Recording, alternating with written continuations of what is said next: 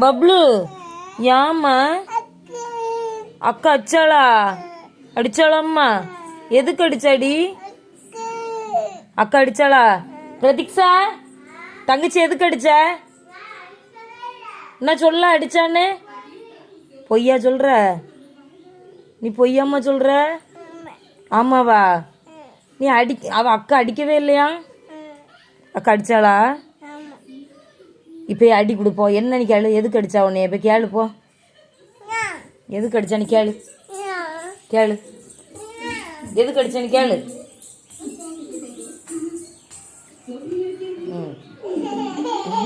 ஓடிங்கிரு ஓடிங்கிரு ஓடிங்கிரு உடுட்டி பிள்ளைய வேலை அடிக்க வந்த நீ அம்மான்னு கத்து விடு. பிரதீக்ஷா தங்கச்சி விடு. உடுட்டி உடு.